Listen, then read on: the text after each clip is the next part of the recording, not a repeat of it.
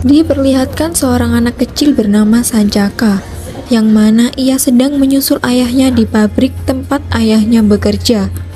Ayah Sancaka dengan karyawan lainnya sedang menuntut untuk meminta gaji yang belum dibayarkan oleh pabriknya. Mereka semua memaksa masuk ke pabrik, tetapi dihalangi oleh penjaga pabrik. Dan terjadilah bentrok antara pegawai pabrik dengan para penjaga. Ketika mereka semua berantem, manajer pabrik tersebut memanggil perwakilan dari mereka, yang mana ia adalah teman ayah Sancaka. Ayah Sancaka mengatakan kepada mereka untuk mengatakan apa yang sudah direncanakan. Lalu mereka berdua pun masuk ke dalam pabrik, dan ayah Sancaka dengan karyawan lain membubarkan diri. Sesampainya di rumah, ayah Sancaka menasihati Sancaka, yaitu karena kalau kita diam saja melihat ketidakadilan di depan mata kita, itu tandanya kita bukan manusia lagi. Dan pada malam itu hujan deras. Kemudian Sancaka disuruh ibunya menutup jendela, akan tetapi Sancaka sangat takut kepada petir. Suatu hari ayah Sancaka dengan karyawan lainnya kembali ke pabrik lagi, karena teman ayah Sancaka yang kemarin dipanggil oleh manajer belum pulang sama sekali. Di scene lain, Sancaka dan ibunya pergi ke rumah teman ayah Sancaka yang belum pulang itu. Ternyata teman ayahnya itu berada di rumah bersama dengan istrinya, dan ibu Sancaka langsung pergi menyusul suaminya untuk memberitahu bahwa ia sedang dijebak. Saat berlari, ibunya terjatuh. Alhasil kakinya patah. Ibunya lalu menyuruh Sancaka untuk segera menyusul ayahnya. Namun saat Sancaka berlari, hujan petir turun. Sancaka ketakutan dan berteduh. Ia berusaha memanggil ayahnya, namun sama sekali tidak terdengar. Di sisi lain, ayah Sancaka dengan pekerja lain menyerang penjaga pabrik tersebut. Aksi tawuran pun terjadi. Dan tiba-tiba, dari belakang ayah Sancaka ditusuk oleh salah satu dari para karyawan. Para penjaga juga mengatakan bahwa mereka tidak ada yang membawa senjata tajam. Dan pada saat itu juga ayah Sancaka meninggal. Sancaka yang melihat itu berlari menghampirinya. Dengan perasaan marah, Sancaka mengambil sil dan berteriak. Dan sil tersebut retak, lalu Sancaka juga terpental. Mereka semua mendekati Sancaka. Namun saat mendekat mereka semua terpental karena terkena petir yang ada di sekitar Sancaka. Pada saat malam itu, Sancaka dengan ibunya sangat sedih karena kehilangan sosok ayah dan suami. Lalu ibunya mengatakan kepada Sancaka bahwa ibunya harus pergi keluar kota untuk mencari kerja, dan juga mengatakan bahwa ia tidak akan lama. Keesokan harinya Sancaka pulang dari sekolah, akan tetapi ibunya sudah tidak ada di rumah. Hari telah berlalu. Pada saat itu hujan petir. Ia menunggu ibunya kembali sampai-sampai ia demam tinggi. Keesokannya ia diberi makan oleh istri dari teman ayahnya itu. Sancaka lalu menendang makanan itu karena ia masih sakit hati dengan apa yang dilakukan teman ayahnya itu. Sancaka kemudian menjadi gelandangan dan ia dikejar oleh teman-teman lainnya. Lalu akhirnya seseorang bernama Awang menolongnya. Awang ternyata mempunyai kemampuan bela diri, dan ia juga mengajarkannya kepada Sancaka agar Sancaka memiliki kemampuan mempertahankan diri dari lawan. Hari demi hari, Awang selalu mengajarkannya kepada Sancaka. Suatu hari ia sudah bisa melakukannya, lalu Awang mengajaknya ke suatu tempat. Akan tetapi Sancaka tertinggal. Awang kemudian mengatakan kepada Sancaka bahwa ia jangan pernah percaya kepada orang kaya, dan jadilah diri sendiri. Beberapa tahun kemudian, Sancaka telah dewasa. Ia bekerja sebagai security di pabrik percetakan. Saat ia akan pulang ke rumah, ia tak sengaja melihat preman yang memalak seseorang. Sancaka yang pada saat itu bingung antara menolong atau tidak, dan kemudian ia pergi begitu saja. Saat di kamarnya, ia menutup jendela karena ia masih takut dengan petir. Di scene lain terdapat sebuah acara, yang mana acara itu dihadiri oleh orang-orang politik. Salah satunya adalah Dirga Utama dan dua koleganya yang bernama Bahri dan Ferry. Kemudian datang salah satu mafia kaya yang bernama Pengkor. Dirga tak mau bersalaman kepadanya. Bahri lalu mengatakan bahwa Pengkor dulunya adalah anak dari pengusaha besar. Akan tetapi pada saat itu ayahnya dibunuh karena difitnah. Setelah rumahnya terbakar, ia dititipkan di panti asuhan yang sangat terkenal oleh adik ayahnya. Dan ia berharap bahwa Pengkor disiksa dan meninggal di panti asuhan tersebut, sehingga warisan jatuh kepada adik ayahnya itu. Akan tetapi Pengkor sudah merencanakan sesuatu dengan anak-anak lainnya untuk menghabisi para seluruh panti, dan harta warisan ayahnya pun jatuh ke tangannya. Dan ia juga menyekolahkan anak-anak yang berada di panti tersebut. Kemudian Dirga bersama anak istrinya pergi ke hotel. Ia merasa ada yang mengikutinya, lalu mengeceknya. Akan tetapi ia terkena hipnotis oleh salah satu anggota Pengkor.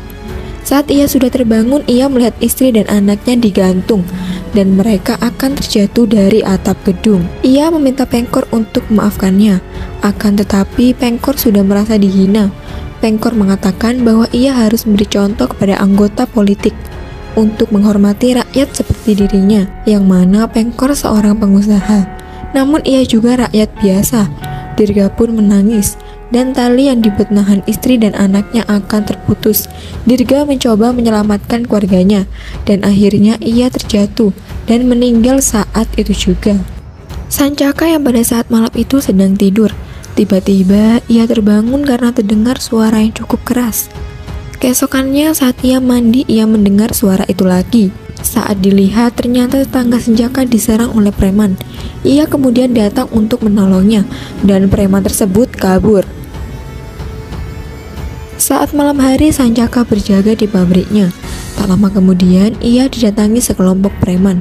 Namun kali ini ia diserang oleh banyak preman, sehingga Sancaka kewalahan. Dan ternyata telinga Sancaka dipotong oleh preman tersebut, dan tubuhnya dijatuhkan dari atap. Pada saat itu juga ia tersambar petir, yang mana tubuhnya kembali pulih. Keesokan harinya ia terbangun dan berada di apartemen yang mana terdapat wanita yang cantik, dan wanita tersebut adalah wanita yang sudah pernah ia tolong. Wanita itu tiba-tiba menitipkan adiknya yang bernama Teddy ke Sancaka. Di sisi lain, Ferry dan Bahri kedatangan Pengkor, yang mana Pengkor mengucapkan bela sungkawa atas kematian Dirga. Ferry curiga bahwa kematian Dirga adalah ulah Pengkor.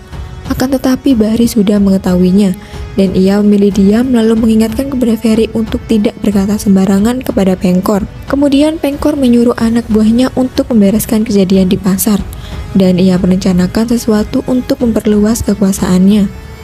Di pabrik beras lain ada kelompok yang sengaja memberikan cairan hijau ke dalam karung beras, yang mana beras tersebut akan dijual belikan kepada masyarakat. Keesokan harinya Sancaka akan pergi bekerja, namun ia tidak tega meninggalkan Teddy sendiri. Lalu pada akhirnya ia mengantarkannya ke pasar, di mana tempat kakaknya yang bernama Wulan bekerja. Wulan yang pada saat itu bersama pedagang lainnya melawan preman-preman, dan pada saat Sancaka datang mereka semua menyerangnya.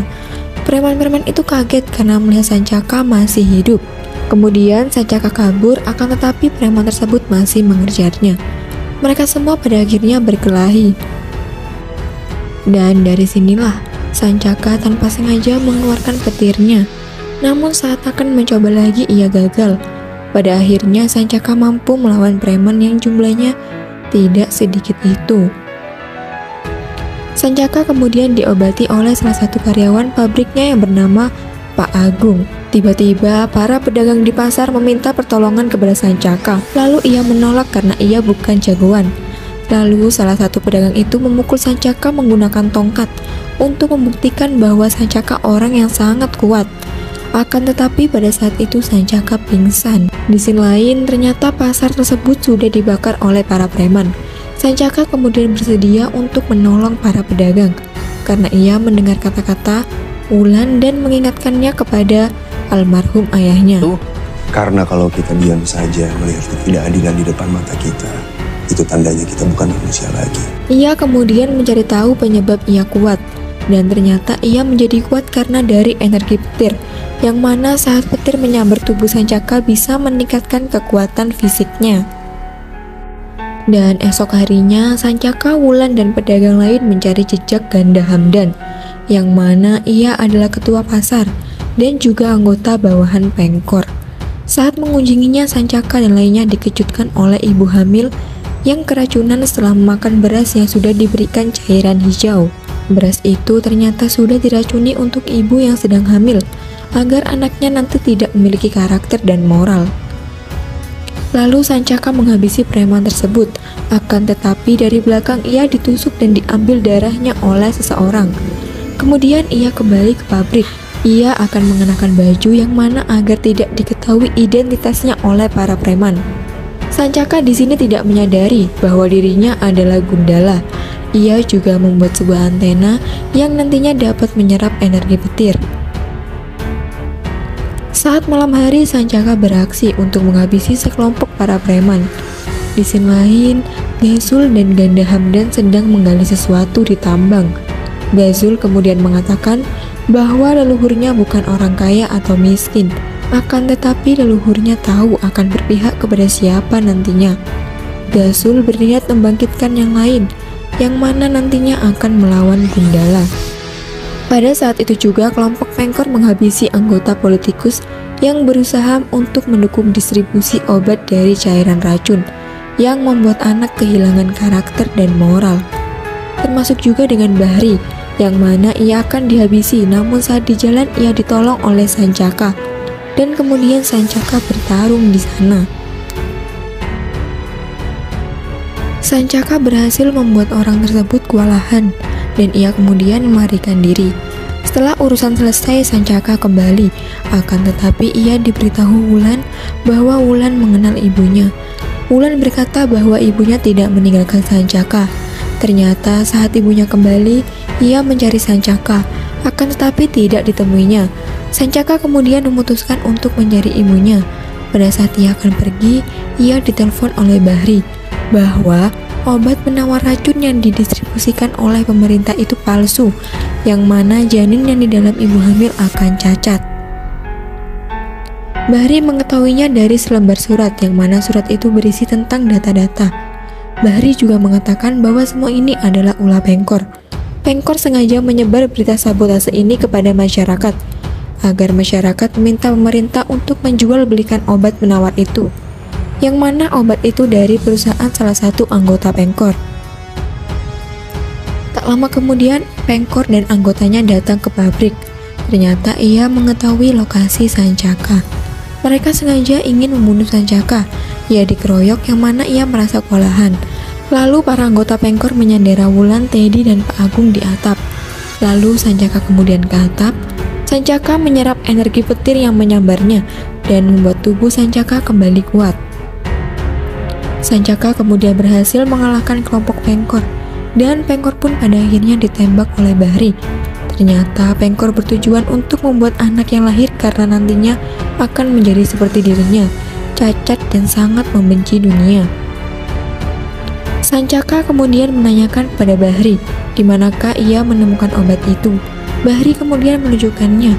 Ia mengejar mobil yang membawa obat itu, akan tetapi ia malah ditembak oleh sopir itu dan terjatuh. Dan di tengah jalan, seorang wanita misterius menjatuhkan mobil itu. Sancaka kemudian dengan cepat mengambil obatnya dan berteriak. Saat ia berteriak, teriakannya itu ternyata membuat obat-obat tersebut pecah seketika.